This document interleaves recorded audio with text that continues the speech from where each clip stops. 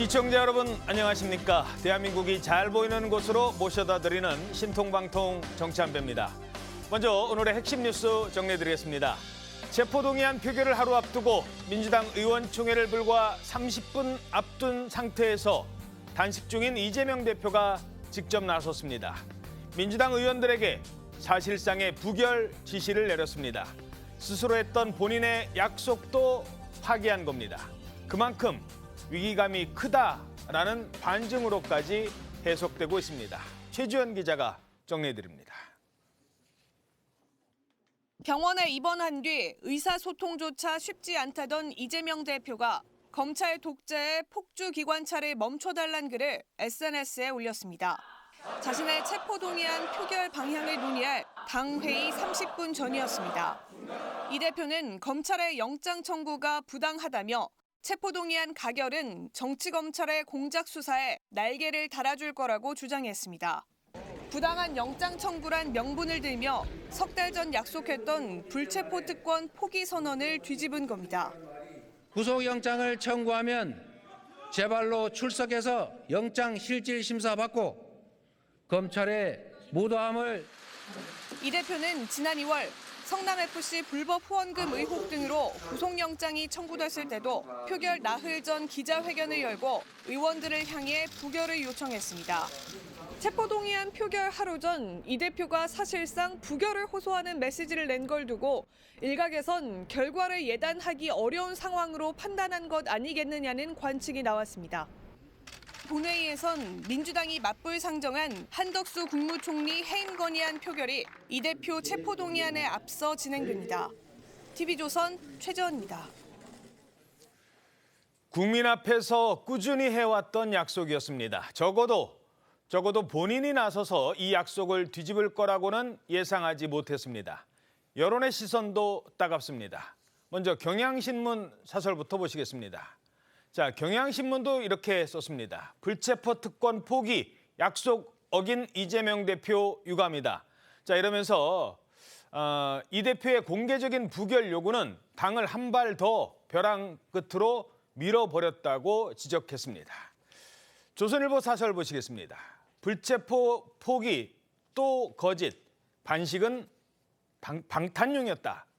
새삼 혀를 차게 하는 이 대표의 어떤 말을 믿어야 하는지 또 믿을 만한 말이 있기는 한지 알 수 없다라고 강하게 비판했습니다. 계속해서 한국일보 사설도 마찬가지입니다.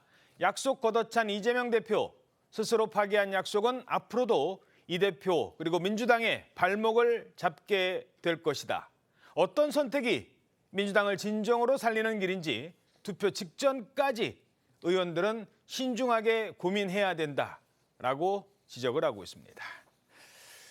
자, 오늘 신통방통 민주당 이재명 대표가 국민들 앞에서 몇 번이나 줄기차게 강조했던 그 말부터 시작하겠습니다. 약속을 깬 뒤에 다시 한번 들어보시죠. 불체포 특권 제한해야 된다. 100% 동의할 뿐만 아니라 제가 주장하는 것입니다. 10년 넘도록 먼지 털듯이 탈탈 털린 이재명 같은 깨끗한 정치인에게는 죄 짓지 않은 청렴한 정치인에게는 불체포 특권 전혀 필요하지 않습니다. 의원들의 면책특권, 불체포특권 너무 과하다. 네. 특권 내려놓게 해야 된다는 게 제 입장이고요. 저는 불체포특권을 활용할 생각이 사실 제가 뭔 죄를 지었다고 불체포특권을 활용해야 됩니까? 빈총 겨누는데 방탄이 왜 필요합니까? 저에 대한 정치 수사에 대해서 불체포 권리를 포기하겠습니다. 지금까지 그랬던 것처럼 소환한다면 10번 아니라 100번이라도 응하겠습니다. 예. 자, 방탄이 아니다. 빈총에 웬 방탄이겠느냐라고 주장을 했습니다만. 자, 그런데요. 오늘 국회에서는 이 문제만 다뤄지는 게 아닙니다. 같은 2시에 시작되는 본회의 앞서서는 한덕수 총리 해임안이 또 표결에 붙여집니다. 이재명 대표의 체포동의안까지 여의도 국회는 지금 전원마저 감도는 분위기입니다. 자, 양은경 기자, 지금 상황 어떻게 보십니까? 네, 일단 지금 그 두 개 아닌 형식상으로 지금 맞붙는 모양새긴 합니다. 지금 이재명 대표의 체포동의안에 이어 민주당이 맞불 성격으로 올린 지금 한덕수 총리의 해임안인데 예. 사실 양측의 무게가 조금 비교할 바는 아닌 것 같아요. 예. 왜냐하면은 지금 한덕수 총리의 해임 동의안 같은 경우에는 좀 탄핵하고는 다르고 직무정지라든지 예. 이런 효과를 수반하지는 않는 것이고 이재명 대표의 체포동의안이 정말 그 오늘의 그 이벤트의 정점을 찍을 그럴 사건인데 가장 큰 관심사죠. 그렇습니다. 가장 큰 관심사고 또 본인이 아까도 수차례 공언했지 않습니까? 이게 지금 불체포특권이 왜 필요하냐. 당당히 맞서겠다. 10번이 아니라 100번이라도 검찰 소환에 응하겠다라고 할 정도로 자신감을 보였는데 어제 갑자기 표결을 하루 앞두고 부결을 호소하는 글을 올렸어요. 그러니까 예. 스스로 약속을 깬 것이기도 하고 그래서 이게 지금 가결이 되든 부결이 되든 어느 쪽으로든 파장이 정말 클 수밖에 없습니다. 가결이 되면은 이 대표의 리더십에 그야말로 큰 타격이 가는 것이고 예. 만약에 부결이 된다면은 약속을 깬 것을 그야말로 공식화하는 상황이 되기 때문에 충격이 클 수밖에는 없고요. 참고로 지금 이 결정적인 숫자가 28명입니다. 예. 가결되는데 그 재적 과반수 출석 과반수 찬성이 필요한데 예. 현재 양측의 의석수를 고려했을 때 28명의 이탈표가 나오느냐 여기에 지금 결과가 달려 있다고 할 수 있습니다. 예. 자, 지금 그렇다면 이재명 대표의 주장도 전해드리도록 하죠. 이 대표가 얘기하고자 하는 건 뭐였습니까? 네, 먼저 이재명 대표는요, 이 검찰 독재 폭주 기관차를 국회 앞에서 멈춰 세워달라 이렇게 강조를 했습니다. 예. 이재명 대표는요, 검찰은 지금 수사가 아니라 정치를 하고 있다. 또 가결하면 당 분열, 또 부결하면 방탄 프레임에 빠뜨리겠다는 꼼수를 하면서 중립이 생명인 검찰권을 사적으로 남용해서 이 비열한 정치 공작을 하는 것이라고 강하게 비판을 했습니다. 그러면서 내가 가결을 요청해야 한다는 의견도 또 당당하게 정면 돌파해야 한다는 의견도 들었다면서 윤석열 정권의 국가 권력 남용과 또 정치 검찰의 정치 공작에 제대로 맞서지 못하고 꼼수에 놀아나서 또 불복해서는 안 된다고 강조를 했습니다. 이 밖에도 영장 청구에 대해서는요, 황당무계하다. 정치 검찰에게 이재명은 무엇을 하던 좀 범죄자라면서 조목조목 반박을 했습니다. 석 달 전에 들으신 것처럼 불체포 특권을 계속 포기하겠다고 좀 밝혔던 이재명 대표가 결국에는 좀 표결을 하루 앞두고 부결을 좀 공개적으로 요청하고 나선 것이다. 이런 분석들이 나오고 있습니다. 예. 자, 왜 굳이 공개적으로 저 얘기를 했을까? 그냥 가만히 있어도 계속 표단 속에 나섰고 박강원 원내대표가 전화도 하고 그러면은 이쯤 되면 부결이 될 것 같았으면 가만히 있었어도 될 텐데 왜 굳이 먼저 그런 불체포 특권 포기 안 하겠다 이런 얘기를 했을까요? 두려움 때문이죠, 근데 보면은 그 법원 앞에 가서 판사 앞에 가면 그 영장이 발부될 것 같다라는 그런 두려움이 있는 것 같아요. 그리고 그것은 본인이 자기가 한 일들을 제일 잘 알고 있잖아요. 그리고 검찰 수사 받으면서 아무런 증거가 없었다라고 얘기를 했지만 사실상은 조사를 받으면서 야, 이거 내가 그 판사 앞으로 가면 큰일 나겠구나라는 생각을 했던 거라고 생각이 듭니다. 그런 것들은 그 측근들의 발언에서도 드러나는데 예를 들면 정청래 최고 같은 경우는 꺾이지 않는 마음으로 우리 끝까지 막아야 됩니다. 이 얘기를 했거든요. 그 얘기는 뭐예요? 많은 사람들이 꺾이고 있다는 거예요. 많은 사람들이 두려워, 이거 더 이상 안 되겠다라고 내부에서도 그렇게 판단하고 있다는 거죠. 그런 기류가 움직임이 포착되었기 때문에 이거 절대 안 되겠다. 그러니 이거 내가 했던 말을 뒤집는 거든 뭐든 국민 앞에 약속을 헌신짝처럼 버리는 것이든 말든 내가 살아야 되니까 일단 내가 이렇게 발언을 하고 나면 아마 개딸이라고 얘기하는 이 강성 지지자들이 더욱 기승을 부리면서 난리를 칠 것이고 표결할 때 국회 주변에 와서 과거에 트럼프 지지자들이 미국 의회를 진입해서 난장판을 만들었듯이 그 주변에 포진을 하게 될 것이고 이런 분위기를 만들어서 어떻게 해서든지 그 가결되는 것들을 막아야겠다라는 그런 절박감 그리고 자기가 지은 그런 행위에 대한 했던 행동들에 대한 두려움 이런 게 복합적으로 작용했다. 저는 그렇게 봅니다. 자, 서영주 대변인님, 네. 실제로 그런 분위기가 있었어요? 그 표를 계산까지 기자들도 해봤으니까 이 정도 분위기면은 가결은 좀 어렵겠네 이런 분위기는 아니었었나요? 계산은 많이 해봤죠. 그런데 이제 일단은 이재명 대표의 어제 그러니까 페이스북에 올린 글을 보면서 결국에는 이 정치적 부담을 많이 않을 수밖에 없는 상황이잖아요. 지난 6월에 본인의 발언이 있는데 이거는 국민적인 상식에서는 비난을 모면할 수 없습니다. 그럼에도 불구하고 왜 이런 결정을 했을까? 예. 라는 측면에서는 전체적인 글에서는 맥락은 부결을 해달라지만 결국에는 이번에 이 자체를 받아들이게 됐을 때는 결국에는 본인이 아니라 야당에 대한 탄압이 검찰의 수사가 정치적으로 끊임없이 들어올 것이다. 그 문을 내가 열어줄 수 없다. 라는 것이 좀 작용한 것 같아요. 예. 물론 두 가지 측면이 있습니다. 첫 번째, 국민적인 눈높이에서는 다소 부족한 부분이 있고요. 하지만 정당 정치, 특히나 야당을 탄압하는 듯한 지금의 이 정부의 검찰의 수사에 있어서는 그 정치적으로 맞설 수밖에 없는 그런 상황이었다고 봤을 때는 예. 안에서는 내부적으로 좀 표결이 뭐 좀 단식이 오래되면서 부결 쪽으로 가겠구나라는 여러 가지 표 계산들은 있었어요. 그리고 그런 분위기가 팽배했고요. 근데 어제 글이 이게 이제 독이 됐는지 약이 됐는지에 대해서는 어제는 조금 갑론을박이 있었다. 그 정도 말씀드립니다. 예. 자, 그동안 이재명 대표 검찰 수사에 대해서 비판해 왔죠. 조작이고 소설이라고 줄곧 비판해 왔습니다. 없는 죄를 조작해서 뒤집어 씌우고 자신들의 치부를 가리겠다는 정치검찰의 조작 수사 아니겠습니까? 정권의 지지율이 많이 떨어진 것 같습니다. 또 신작 소설이 나오는 걸 보니까. 그런데 아마 저번 변호사비 대납 소설 망했지 않습니까?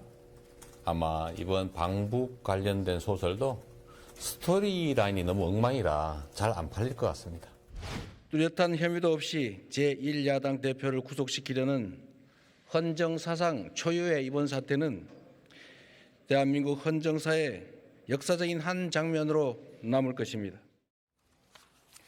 자, 저렇게 소설을 자신했으면, 저렇게 빈총을 자신했으면 굳이 방탄을 할 게 아니라 당당하게 법원에 가서 거기서 불구속만 받아도 앞으로 이재명 대표의 정치적 행보는 정말 날개를 다를 상황이었습니다. 근데 왜 굳이 그 선택은 하지 않았는지. 자, 진중권 교수는 이 대표의 입장 번복을 두고 이렇게 분석합니다. 구속을 예감했을 거다. 그러니까 이분이 사실은 검찰 조사 받고 나서 완전히 쫄아버린 것 같아요. 저는 이 글을 올린 거가 이제 폭설을 터뜨렸거든요. 빵 하고 터져버렸거든요. 자기는 가만히 있고 밑에 애들 시켜가지고 분위기 띄우고 바람 잡는 걸로 끝날 줄 알았는데 본인이 나서서 딱 하는 걸로 뻥 튀고 뻥 터졌거든요. 그러니까 한마디로 뭐냐면은 이번엔 진짜 끌려가면은 구속된다라는 거 아는 거예요. 지금. 본인이 알고. 그러니까 지금 아주 필사적이고 진짜 무슨 무엇이 그렇게 자, 그렇다면 이 부결 요청이 정말로 오늘 본회의장에서 통할 것인가? 자, 지난번에도 찬성이 한 표도 많았거든요. 139표였죠. 그런데 물론 뭐 여기에 지금 뭐 일부 의원들이 빠지면서 138표가 그대로 나올 것이다. 아니다. 뭐 기권이 더 많이 나올 것이다. 아니다. 이번에는 부결이 더 많이 나올 것이다. 지금 민주당 분위기 어떻습니까? 계속 지금 좀 의견들이 바뀌고 있는데 28명만 지금 이탈해도 체포동의안이 가결될 수 있거든요. 근데 첫 표결 때 무효표 또는 찬성 기권표를 던진 의원들이 지금 표심 상당히 좀 중요할 것으로 보입니다. 민주당 의원들 표정은 지금 갈리고 있는데 잠시 후 이 박광훈 원내대표가 오전 10시 반에 이 대표가 입원해 있는 녹색병원을 또 방문해서 면담할 예정이죠. 예. 이 대표 체포동의안과 관련한 이야기가 여기서 또 오갈 것으로 예상이 되고 이런 방식으로 지금 민주당 지도부는 이재명 대표에는 힘을 실는 분위기입니다. 또 이 대표와 가까운 우원식 의원은 페이스북 글에서 12월 정기국회가 끝나면 비회기 기간을 둬서 영장심사에 응하도록 하겠다는 것이 이재명 대표의 생각이라면서 당대표의 생각에 동의한다고 일단 지지 의사를 밝혔고요. 최근 이 대표 강성 지지층이 의원들을 상대로 체포동의안 표결 가부를 물으면서 또 의원 명단을 공개하고 있는 상황이고 오늘 또 강성 지지자들이 또 모여가지고 국회를 둘러싸고 10만 명을 동원해서 또 국회를 둘러싸는 형태로 집회까지 벌인다고 하거든요. 이런 압박까지 좀 10만 명이요? 뭐 일단 얼마나 올지는 봐야겠지만 이런 네. 또 집회도 준비를 한다고 합니다. 아무튼 이렇게 모이자, 국회 주변에 둘러싸자. 네, 이런 압박이 계속 이어지고 있는 가운데 예. 또 반면 당 일각에서는요. 부결 요청이 오히려 좀 가결 쪽으로 부추긴 거 아니냐 이런 의견도 나옵니다. 이 대표가 방탄 정당의 혐의를 덜어내기는커녕 오명에 더 쐐기를 박았다는 건데 한 재선 의원은 체포동의안을 부결하려는 이들도 이 방탄 정당이라는 비판과 비난에 대한 걱정이 좀 없지 않다면서 예. 여당과의 싸움에서 외통수에 몰렸기 때문에 좀 부결이라는 선택을 한 것이다. 이 대표의 메시지가 누워서 침뱉기 한 격이라고도 말을 했다고 합니다. 또 마지막으로 일각에서는 좀 마지막으로 당이 부담을 져주되 이걸 명분으로 대표 사퇴를 해야 한다. 이걸 요구해야 된다. 이런 의견들도 나오는 것으로 전해집니다. 자, 지금 보시는 포스터, 검찰 출석했을 때도 포스터가 나왔습니다만 오늘은 다 모이자입니다. 이른바 강성 지지층들을 중심으로 국회 앞에 총집결한다고 합니다. 2시 본회의인데 오전 11시부터. 아마 이 시각에 좀 슬슬 모이기 시작하는 분들도 있겠습니다만 과연 몇 명이나 모일까? 그리고 만약에 가결될 경우 이분들이 어떤 행동을 할까? 이것도 관심을 모으고 있습니다. 자, 지금 이 예상이 굳이 맞을 필요도 없습니다. 지금 어떻게 될지 모르니까. 하지만 가결될지 부결될지 그 예상이 어떻게 될지 어떻게 보십니까? 뭐 난리가 나겠죠, 뭐. 가결될 거다. 저는 가결될 거로 봅니다. 적어도 민주당에 최소한의 양심이 있는 의원들이 28명 이상은 될 거라고 저는 믿습니다. 그리고 그것이 정의에 부합한다고 보고요. 근데 한번 생각해 보세요. 인간관계에서 남녀 간의 관계에서 나 당신 사랑해라고 얘기했다가 잠시 뒤에 내가 사랑한다고 그랬더니 진짜인 줄 아냐? 이렇게 얘기하면 뭐라고 그러겠습니까? 뭐 이런 양아치가 다 있어. 이렇게 얘기할 거 아닙니까? 물론 표현의 수위는 좀 조절해 주시기 바랍니다. 알겠습니다. 예. 그 나쁜 사람이라고 얘기하겠죠. 예. 근데 이재명 대표 뭐라고 그랬습니까? 내가 불체포 특권을 먼저 주장한 사람이다. 나같이 깨끗한 정치인한테 불체포 특권이 왜 필요하냐? 빈총에 무슨 방탄이냐? 그리고 대표 연설을 통해서 제가 당당히 거부하겠습니다. 이렇게 얘기하셨잖아요. 예. 근데 그거를 하루아침에 다 바꾸고 있어요. 이걸 보면서 국민들이 이 대표를 어떻게 생각하시겠습니까? 이 대표가 주장하는 모든 주장이 말이 안 돼요, 논리적으로. 예. 아니 도대체 대한민국의 어떤 피해자가 자기를 언제 불러라 라고 물론 날짜를 협의할 수는 있어요. 나 언제 아니면 못 가. 이렇게 얘기하고 야, 나 영장 청구하려면 언제 해. 이렇게 날짜까지 지정해서 하는 피의자가 대한민국에 있습니까? 이 회기 중에 처리해달라고 했었죠. 이재명 대표 외에는 한 명도 없습니다. 그리고 검찰이 정치 공작을 하고 있다. 이렇게 주장을 합니다. 아니 그럼 검찰이 정치 공작 수사를 했는지 본인의 주장이 맞는지 그것을 재판부 앞에 가서 가려보자는 게 영장실질심사 아닙니까? 그거를 계속 막고 있는 거잖아요. 그러면서 검찰이 정치 공작하고 있으니까 나는 못 간다.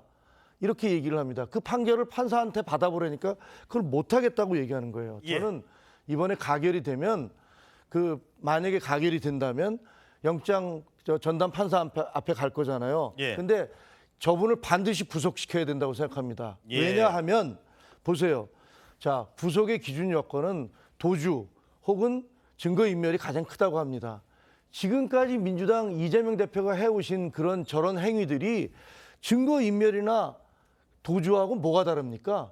방탄을 해서 계속 국회를 마비시키고 본인은 체포 동의안 부결을 시켜서 또 도망 빠져나가고 병원에 입원을 하고 이런 모든 행위들이 증거인멸이나 도주 행위하고 뭐가 다릅니까? 그러니까 제가 보기에는 재판부가 저런 일련의 행동들을 예. 한두 번은 모르겠지만 쭉 지켜보면서 야, 저거는 분명한 증거인멸과 도주와 다를 바가 없다라고 판단을 하실 것이고 따라서 저는 지금까지 제가 이렇게 격한 표현 안 했거든요. 저는 이번에 이 사태를 보면서 저분에게는 진실이라는 것들을 찾기가 어렵구나. 그렇다면 재판부는 구속을 시켜야 된다. 저는 이렇게 주장을 합니다. 다른 질문 드리려고 했는데 바로 반박하셔야 될 것 같습니다. 길게 얘기를 하셔서 예. 그 정도 분량을 맞추면 방송이 끝날 것 같아요. 예. 제가 봐서는 이게 도주 우려 증거인멸에 대해서 바로 말씀드리면 그렇게 주장을 하실 수 있으나 도주 우려가 어떻게 단식을 20일에서 병원에 있는데 무슨 도주 우려고 야당 대표인데 도주 우려가 있겠습니까? 없지요. 근데 이제 검찰의 영장을 보면 도주 우려가 있는 것처럼 돼 있고 증거인멸에 대해서도 또 적시를 했어요. 교사를 했다. 하는데 그거는 이제 검찰의 주장일 뿐인데 저는 그렇습니다. 검찰이 왜 정치적인 수사를 하고 있냐고 판단이 되냐면 그런 오해를 사게 돼 있어요. 보통 수사 자체 한 6개월 하면 많이 한 겁니다. 근데 윤석열 정부 들어서 이재명 대표에 대한 수사 끊이지 않고 있습니다. 거의 1년 한 6개월 돼가고 있지요. 야당 대표의 수사를 했을 때 국정 혼란을 초래했다는 거는 뻔히 알면서 굳이 체포동의안들을 계속 국회에 주면서 민주당을 시험에 들게 합니다. 그래서 최근에 부결이 돼도 분열, 가결이 돼도 부결이 되면 방탄, 가결이 되면 분열 이런 외통수를 노리면서 검찰이 계속 체포동의안을 던지는 부분들이 충분히 정치적인 수사를 하고 있다고 주장할 수 있는 바고요. 예. 그런 차원에서는 이 검찰이 야당 대표, 이재명 대표라는 부분에 있어서 야당 대표를 탄압한 게 아니라면 이분을 법원에 소를 제기해서 여기 재판에서 유죄냐 무죄냐만 가려내면 검찰이 하는 소임은 다 끝나는 겁니다. 예. 그런데 왜 이렇게 야당 대표를 1년 6개월 동안 달달 볶듯이 표적 수사를 하는지 여기에 대해서는 솔직히 검찰이 대답을 해야 됩니다. 그런 의미에서는 이재명 대표는 지금 어떤 부결 요청 부분들이 국민적인 눈높이에는 상당히 동떨어져 있고 비판을 면할 수 없으나 그를 감내하고라도 이 정치검찰의 수사에 대해서는 분명히 그대로 가결 처리를 통해서 뜻대로 해줄 수는 없다. 그렇게 됐을 때는 야당 탄압에 뚝이 무너지기 때문에 검찰이 가만두겠습니까? 이재명 대표 다음에 가결시키면 계속해서 민주당 의원들 계속 탄압할 거다. 그런 측면에서는 어쩔 수 없는 선택이었다. 그런 좀 말씀드립니다. 자, 양측 얘기 들었으니까 짧게 요거는 민주당 내부 사정이긴 합니다만 비명계거든요. 비명계에 있으신 분들은 자, 오늘 이게 가결이 되거나 부결이 돼도 예를 들어서 부결이 됐어요. 그러면 이재명 체제로 쭉 갑니다. 야, 다음에 나 공천 받을 수 있을까? 이재명 대표 체제에서 그런 생각이 들 수도 있을 거고. 그다음에 이게 가결이 되면 지금 국회 밖에 지금 몰려오는 저 많은 이른바 강성 지지자들 저 사람들이 나한테 또 어떻게 할까? 이젠 수박이 아니라 어떤 얘기를 들을지도 모르겠다는 생각이 들 것도 같아요. 어떤 선택을 해야 될까요? 어떻게 고민할까요? 참 이게 좀 고약한 선택을 던져준 거예요. 그래서 그러니까 불구속 수사에서 재판을 받게 하면 정말 나라도 혼란이 없는 부분인데 굳이 구속을 시키겠다고 저렇게 하는 건데 부결이 되든 가결이 되든 당의 혼란은 불보듯 뻔합니다.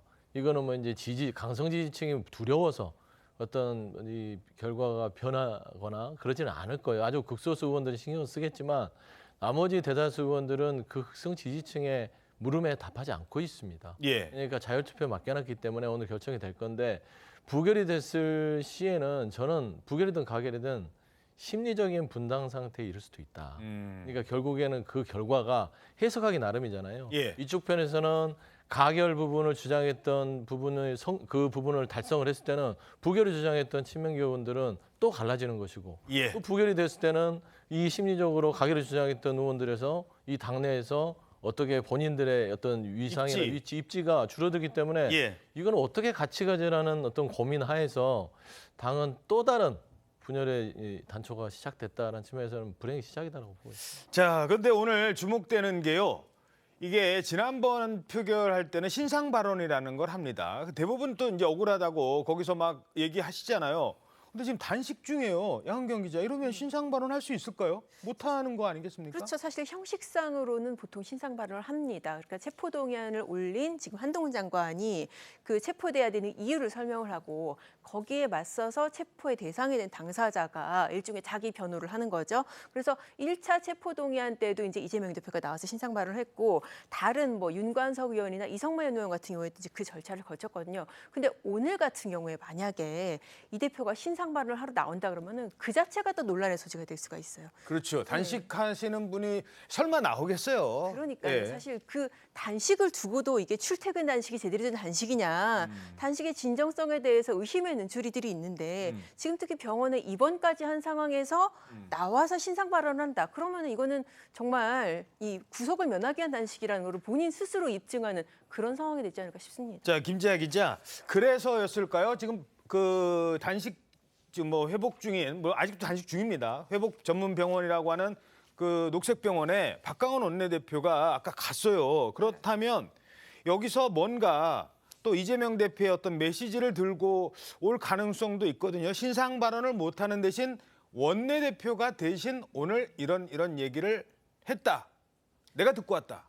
그런 얘기 가능성이 좀 있어 보이긴 해요. 네, 일단 민주당 박 원내대표가 직접 밝힌 거거든요. 이거 기자들한테 10시 반에 가겠다 이렇게 밝혔는데 오늘 이제 이 대표를 만나서 면담을 하면 아무래도 그 얘기가 나올 수밖에 없을 것 같습니다. 일단 이제 지도부 자체가 이재명 대표에게 좀 힘을 실어주는 분위기 때문에 가서 대신 그 신상 발언을 하게 될 가능성도 뭐 배제할 수 없습니다. 알겠습니다. 자, 오늘 오후 2시에 시작되는 본회의 표결까지 이제 남은 시간 한 5시간 정도 뭐 이제 2시에 바로 시작하는 건 아니니까 이 정도 예상이 되고 있습니다. 이 대표가 부결을 요구한 상황에서 그렇다면 한동훈 장관은 어떤 맞불 공격에 나설까요? 지난 2월에 1차 체포한 당시 그때와 크게 다르지 않을 것이라는 전망입니다. 조목조목 반박하기.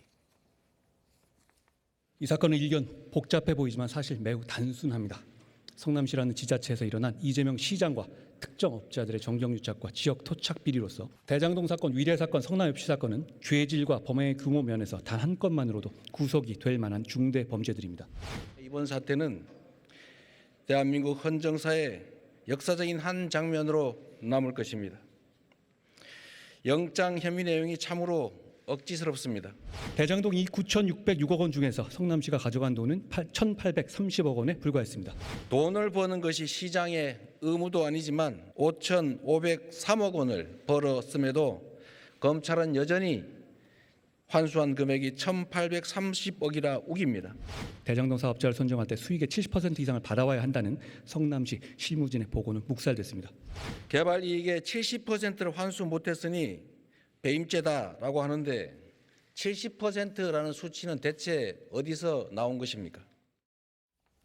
자, 이제 오늘은 이재명 대표의 신상 발언이 아마 생략이 되거나 아니면 뭐 다른 분이 할 수는 있는지 모르겠습니다만 어떤 식으로 간단하게 정리가 된다면 이제 영장을 들고, 물론 영장을 직접 들고 오진 않았겠죠. 그걸 중심으로 이제 항변에 대해서 조목조목 반박을 할 예정인데 어떤 것들이 알려지고 있습니까? 일단 이재명 대표 구속영장 청구서를 보면요. 142쪽 분량 가운데 6쪽이요. 피의자 이재명 대표죠. 주요 변소에 대한 검토 이 항목으로 구성이 됐습니다. 이 대표가 혐의를 부인하는 취지를 담았던 검찰에 제출한 이 진술서 등의 주장이 거짓이라고 설명을 한 겁니다. 예를 들어서 쌍방울 대북 송금 사건과 관련해선 이재명 대표는 서면 진술서에서 조폭 출신 부패기업가인 김성태 전혀 모른다고 했습니다. 하지만 검찰은 김 전 회장이 이 대표와 수차례 통화를 했다고 진술했고 이 대표도 김 씨와 통화했을 가능성에 대해서 인정한 바 있다면서 김 전 회장을 전혀 모른다는 주장은 허위다 이렇게 영장에 기재를 했고요. 이에 관한 김 전 회장의 자백과 여러 증거들에 의해서 확인이 됐다고 설명했습니다. 또 이 대표가 검찰이 야당 대표를 탄압하기 위한 정치적 표적 수사를 하고 있다고 주장한 것에 대해서도 검찰은 기업 비리 수사 과정에서 새로운 혐의가 나왔을 뿐이라면서 쌍방울 횡령 또 배임 사건을 수사하다가 횡령 자금 추적 과정에서 스마트팜 사업 방북 비용 대납이 확인돼서 본격 수사를 한 것이다. 이렇게 좀 덧붙이기도 했고요.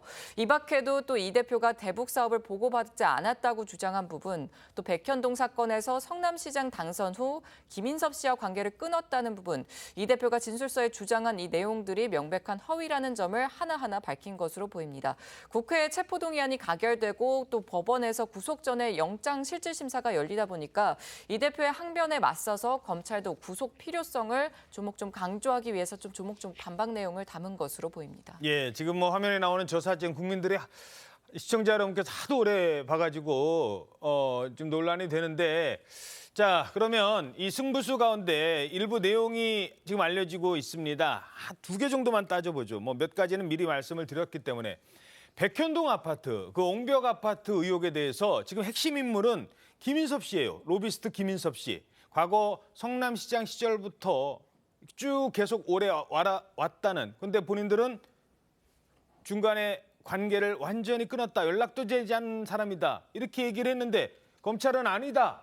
이 점을 강조하고 있어요. 네, 그렇습니다. 특히 이제 김인섭 씨 같은 경우 이제 백현동 의혹과 관련해서 핵심 인물인 거죠. 이미 구속이 돼서 재판을 받고 있고 이 사람 이제 70억을 받은 혐의로 재판을 받고 있습니다. 70억을 받고 백현동 용도로 이제 4단계 특혜 변경하는데 도와줬다. 그래서 핵심은 이 대표 영장의 핵심은 이 대표가 김인섭 씨가 한 일을 알고 얼마나 정책 결정에 관여를 했냐 이제 그 부분이거든요. 예. 여기에 대해서 이 대표는 이 사람 저기 성남시장 2010년 성남시장 당선되고 나서 관계 끊었다라고 했는데 여기에 반박하는 것으로 검찰이 뭘 제시를 했냐면은 이 사람이 이제 2015년경에 이제 구속이 됐었습니다. 다른 이제 금품 수수 비리로 구속이 됐는데 당시에 이 대표가 그야말로 공식 측근으로 인정하는 정진상 전 실장을 보내서 특별면회를 했다는 것이죠. 네, 그런 식으로 이제 관계가 이어졌다는 것이고 또 김인섭 씨 같은 경우에도 이 대표한테 정치 후원금을 한 이력이 있어요. 그러니까는 정치 후원금 한도가 500만 원인데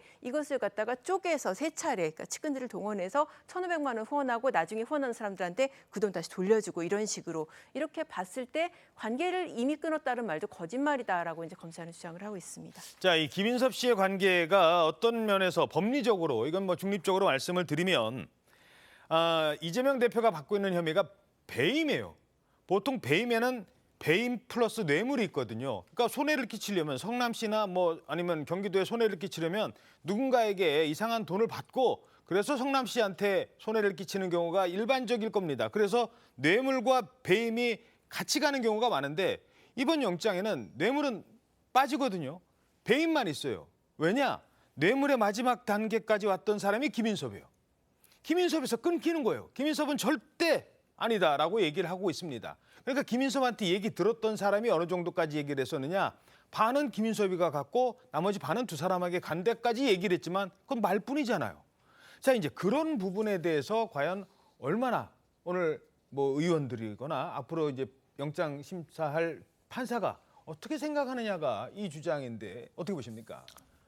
아니 왜 그런 얘기 있잖아요. 사소한 거짓말들에 대해서는 사람들이 계속 의심하고 그게 말이 돼 이렇게 얘기합니다. 근데 너무나 명백한 것들에 대해서 아주 당당하고 자신 있게 거짓말을 하면 사람들은 헷갈려요. 그런가? 그런 게 내가 모르는 게 뭐가 있는 거 아니야? 그게 아니라면 너무나 상식적인 얘기를 저렇게 부인하는 거 보면 뭐가 있으니까 그러겠지. 저는 이재명 대표를 보면 그런 생각이 듭니다. 그동안에 이분이 해왔던 수많은 말들이 대장동에 대해서는 당군일의 최대 환수 사업이라고 주장하시다가 요새는 그 얘기 별로 안 하시대요. 백현동 사건 뭐 있지만 기네스북에 올라야 될 이 사건이 박근혜 정부의 무슨 압력에 의해서 했다고 이렇게 주장해서 재판받고 있지 않습니까? 한번 생각을 해보세요. 김인섭 씨라는 분이 어떤 분입니까? 저도 이제 정치에 입문해서 아는데 처음에 정치에 입문할 때는요. 누군가 멘토가 필요해요. 누군가 정치를 잘 알고 도와줄 사람이 필요해요. 제가 보니까 성남시장에 출마할 때 김인섭 씨가 그 역할을 했던 거 아닙니까? 그 선대 본부장 역할을 했고 그래서 형님 이렇게 불렀던 거고 그런 관계였는데 그게 하루아침에 어떻게 끊어질 수가 없어요. 근데 이분은 보면은 나중에 백현동에 대해서 아파트를 지으려고 하는 것들이 사업이 막혔을 때 그 업자들이 김인섭 씨를 끌어오잖아요. 끌어오고 난 다음에 그 이후에 모든 일이 풀리기 시작해요. 그리고 그 어간에 정진상 씨와 김인섭 씨가 수백 통의 통화를 한 걸로 다 증거가 확보돼 있어요. 그런데 지금 이재명 대표는 나는 그 사람하고는 2010년 이후에 알지도 못해 이렇게 주장하고 있단 말이에요. 그거는 다른 사람들에 대해서 다 마찬가지예요. 김문기 전 처장에 대해서 난 모른다고 그랬고 그다음에 누구야 쌍방울에 김성태 씨에 대해서도 그 사람 그런 노상강도 같은 사람을 내가 어떻게 알아? 라고 얘기하면서 뭔가 자기에게 문제가 생길 때마다 그렇게 돌리고 있기 때문에 저는 저것들에 대한 신빙성이 하나도 없다. 이렇게 생각을 합니다. 알겠습니다. 자, 지금 뭐 영장 내용만 보고 있는 거기 때문에 또 하나 좀 살펴보죠. 아까 지금 얘기했던 노상강도라고 했던 그 사람 접촉 자체를 부인하고 있잖아요. 근데 이 사람은 지금 전화도 했다. 나한테 고맙다고도 했다. 저도 고맙습니다 했다. 이런 얘기가 적시돼 있습니다. 아유 너무 많아요. 근데 그럼 한 번도 마음 기울잖아. 아니 형은 나보다 내가 자, 바로 저 자리에서 김성태 전 회장 주장은 그렇습니다. 저렇게 술을 좀 권하게 된 다음에 이화영 전 무지사가 전화를 했는데 이재명 지사와 전화 통화를 했고 그러다가 나를 바꿔줬다. 그래서 통화까지 했다라고 주장을 하고 있습니다. 자, 당시 지금 보면 사진에 나오는 사람들만 4명이에요. 지금 4명만 있는 게 아니에요. 여기 출장을 함께 갔던 경기도 국장도 있고 그 사람들이 올렸던 출장 보고서가 있어요. 그 보고서는 사진까지 첨부해서 출장 보고서로 제출이 됩니다. 이재명 대표가 방북하는 문제와 관련된 것도 논의될 수 있는 자리에 이재명 대표는 아무것도 몰랐다. 그저 클릭만 했다. 이렇게 주장을 하고 있습니다. 자, 이 부분, 이 사진까지 나왔는데 이 부분도 아마 오늘 한동훈 장관이 언급을 할 것 같다고요. 네, 그렇습니다. 아마도 이 부분이 어떻게 보면은 오늘 영장 그 설명에서 핵심이 될 부분으로 보이는데요. 저희도 이제 구속영장 두고 이제 파악을 하니까 특히 이 쌍방울의 대북 송금에 관한 부분이 굉장히 상세합니다. 어떤 부분이 핵심이냐면은 이 대표가 경기지사로서 이 대북 사업을 보고받았다라고 검찰이 그러니까 보고받았다라고 쓴 것만 17번인 거예요. 그러니까 구체적으로 예를 들어서 이제 그 북쪽에서 스마트팜 지원을 원한다라는 것을 이화영 평화부지사로부터 보고를 받았다. 그러니까 지원해 주라라고 지시했다. 이후에 이제 대북 제재로 이게 어려우니까 그러면은 쌍방울을 통해서 이제 돈을 지원하게 하라라고 또 보고받고 지시했다. 이런 식으로 지금 17번이 보고받았다라는 내용이 들어가기 때문에 17번이나 지금 적시를 했어요. 그렇습니다. 그렇기 때문에 그 이 대표가 이제 뭐 이런 주장한다고 알려주잖아요. 그냥 클릭만 했다. 내가 잘 내용은 모르고 이거는 이화영 부지사가 다 한 거다라고 하는데 이 말이 통할 수가 없다는 것으로 오늘 아마 집중적으로 설명을 할 것으로 보입니다. 예. 자, 그리고 요거는 이제 뭐 다른 내용인데요. 조금 이 논란도 아마 같이 들어갈 수 있습니다. 이재명 대표의 이 발언에 대해서도 조목조목 반박을 해왔는데 오늘 어느 정도까지 나올지도 관심을 모으고 있습니다. 지사님 백현동 사업에 특혜를 줬다고 생각하십니까?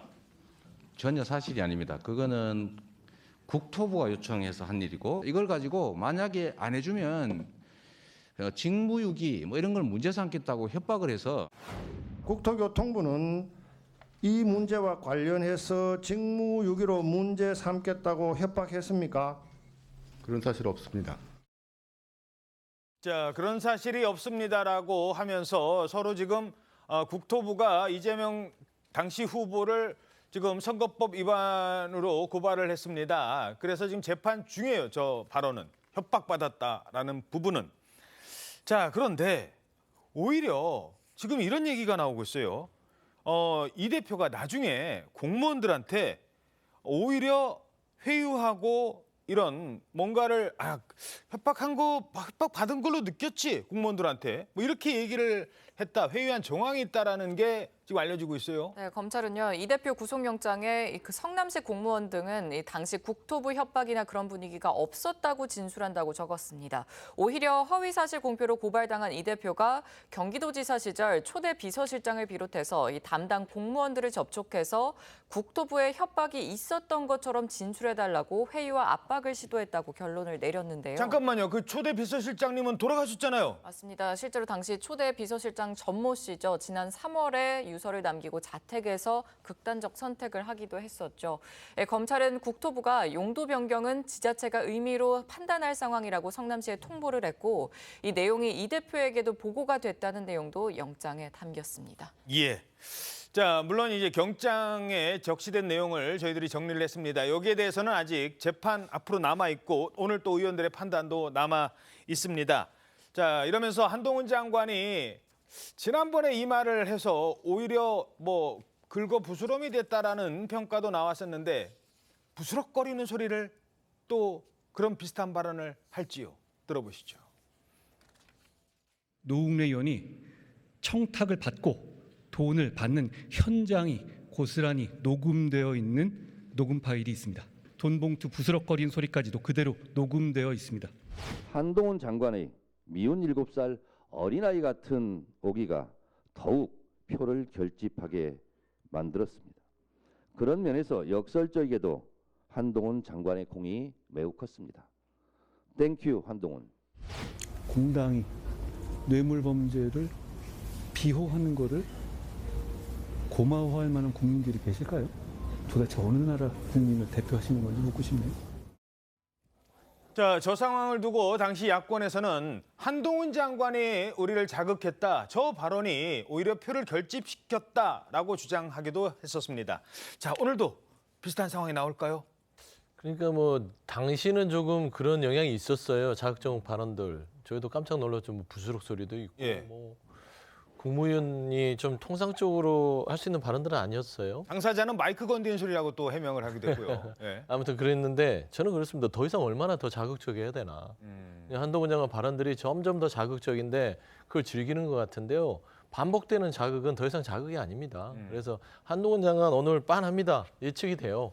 이 영장 청구는 야당 대표가 아니라 개인 이재명한테 하는 것이다. 라고 또 얘기할 것이고 이거는 그래서 정치 탄압이 아니다. 그다음에 중대 범죄가 확실하다. 그리고 또 증거가 차고 넘친다. 말을 할 것이고 그다음에 자법 얘기도 할 겁니다. 방탄당식 그 얘기도 할 거고요. 논란이 됐던 자법 얘기. 그럼요. 저는 그런 얘기를 통해서 이게 자극적이잖아요. 그러니까 이 정도는 얹어줘야 더 자극적이어야죠. 그래서 저는 이 자극을 즐기는 국면을 보면서 체포동의안 이 설명을 할 때마다 좀 내심 기대하고 있는 게 아닌가라는 좀. 뭘 기대를? 본인의 이 집중을 받잖아요. 나의 발언을 벌써 보십시오. 뉴스가 되지 않습니까? 국무위원의 어떤 발언에 대해서 얼마나 더 자극적일 수 있을까라는 부분인데요. 결코 본인의 다 돌려봤습니다. 라는 예. 말로 대신하겠습니다. 자, 오늘 한동훈 장관이 어느 수위의 발언을 선택할지도 관심을 모으게 될 전망입니다. 다음 소식입니다. 위안부 단체 후원금 횡령 의혹을 받고 있는 윤미향 의원이 항소심 재판에서 본인의 예상을 깨고 1심보다 훨씬 더 높은 형벌이 선고됐습니다. 오늘자 조선일보 신면입니다. 벌금형 1심 뒤집고 징역형을 선고받았다. 물론 집행유예가 뒤에 붙습니다만 징역형이 나온 거예요. 재판부의 판결도 인용합니다. 윤미향 의원, 기부금을 사적으로 사용했고 후원자의 기대를 저버렸다. 자, 판결 내용부터 정리를 해주시죠. 네, 윤미향 의원은 정의연 후원금을 일부 횡령한 혐의로 1심에서 벌금형을 선고받았고 2심에서는 징역 1년 6개월에 집행유예 3년을 선고받았습니다. 횡령 인정액이 늘어나고 일부 혐의가 추가로 유죄 판단을 받으면서 1심의 벌금 1,500만 원보다 이 형량이 좀 크게 증가를 한 겁니다. 그렇네요. 재판부는 위안부 지원 등의 모집금을 철저히 관리를 했음에도 불구하고 또 기대를 저버린 채 횡령을 하고 정대협을 지원하고 응원하는 시민들에게 피해를 입혔고 직접적인 변상이나 회복도 이루어지지 않았다고 지적을 했습니다. 하지만 30년 동안 또 인적, 물적 여건이 부족한 상황에서 활동을 했고 여러 단체와 좀 위안부 가족들이 선처를 호소했던 점을 고려했다면서 양형 이유를 밝혔고요. 예. 집행유예 포함해서 금고 이상의 형을 선고받고 형이 확정되면 의원직을 상실하게 되는 겁니다. 의원직 상실해요? 4년 임기 중에 이미 지금 3년 훨씬 지났는데. 이미 임기를 많이 채웠죠. 예, 지금 이제 2심 끝났습니다. 자, 1심 때는 벌금형이어서 그런지 윤미향 의원이 좀 당당한 모습을 잃지 않았거든요. 근데 어제 징역형에 집행유예 선고받고 재판이 끝난 뒤에는 확연히 달라진 모습을 감추지 못했습니다. 검찰의 무리한 기소가 대부분 무죄로 밝혀졌습니다. 특히 일부 약 1,700만 원에 해당되는 횡령금은 무죄로 인정이 되었습니다. 하지만 그 부분도 횡령하지 않았습니다. 남은 항소심 절차를 통해서 그 부분도 충분히 소명해 나갈 것입니다. 감사합니다. 하실 말씀은 없으신가요? 네, 그렇습니다. 2심 재판을 통해서 저의 무죄를 충분히 입증하기 위해서 최선을 다해서 자료를 제출을 했지만 받아들이지 않았고요. 상고를 통해서 제 무죄를 다시 한번 입증을 해나가려고 하고 이 일로 인해서 일본군 위안부 문제 해결을 위한 30년의 운동이 소멸되지 않도록 남은 기간 동안 최선을 다하겠다라는 말씀. 자, 양은경 법조 출입기자. 제일 궁금한 게 무죄였다가 유죄로 된 거.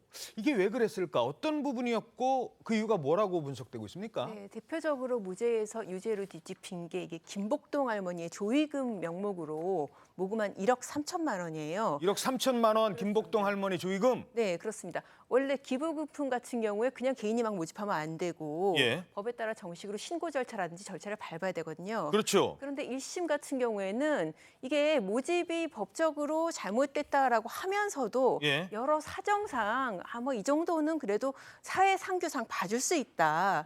그렇게 했었어요. 그런데 이제 2심에서 보면 그 부분을 하나하나 반박을 한 거죠. 아하. 일단 액수도 굉장히 크고 1억 3천이나 그렇죠. 되니까. 1억 3천이나 되고 이거를 한 달 동안 모집을 했다는 거예요. 아, 장래 보통 3일 동안 모집하고 뒤늦게 뭐 죄송합니다 하고 뒤늦게 주는 분이 있는데 한 달간 모집을 했어요? 그렇습니다. 거기다가 사실 김복동 할머니 유족도 없었거든요. 어. 유족의 뭐 생활비 보전 뭐 이런 성격도 아니고. 자, 그럼 그 돈을 어느 계좌로 받았어요? 그 돈을 이제 개인 계좌로 받아서 윤미향 의원 개인 계좌로. 그리고 이제 그 돈의 용처가 보면은 시민단체 지원이라든지 뭐 저희가 이제 판결문 파악한 거 보면은 이제 활동가 잔회에 대한 장학금 지원 이런 부분도 있거든요. 예. 그러니까는 장례 목적하고는 이제 무관하다는 거죠.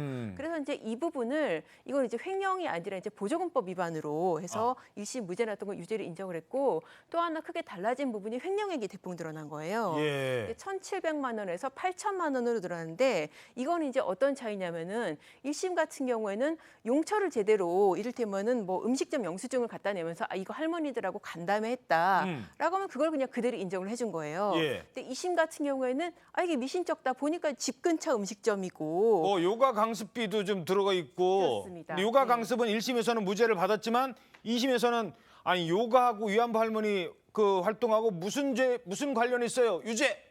이렇게 맞습니다. 갔군요. 이거는 어떻게 보면 1심에서 이걸 왜 무죄로 받는지 명목상으로 봐도 이거는 위안부 활동하고 관련이 없는데 몸이 튼튼해야 되니까. 그렇죠. 아, 정말 사람이 발휘할 수 있는 최대한의 선의를 가지고 해석한 게 아닐까 싶을 정도로 조금 이해가 안 가는 부분이 좀 개인적으로 많긴 했었습니다. 예, 알겠습니다. 저 어찌됐든 1심에서는 그렇게 판단을 했지만 2심에서는 유죄 판단을 내린 겁니다. 사실 윤 의원에 대한 1심 선고 후에 국민 감정과 맞지 않는 가벼운 처벌이라는 비판이 일기도 했었죠. 윤 의원 1심 선고 당시 한동훈 장관은 이렇게 얘기했었습니다. 박상도 전 의원이랑 윤미향 의원 판결 관련해서 국민 법감정과 맞지 않는다는 지적이 있는데요. 저도 그렇게 생각하고요. 그 사건은 새로운 검찰에서 끝까지 제대로 수사해서 밝혀내야 한다고 생각합니다.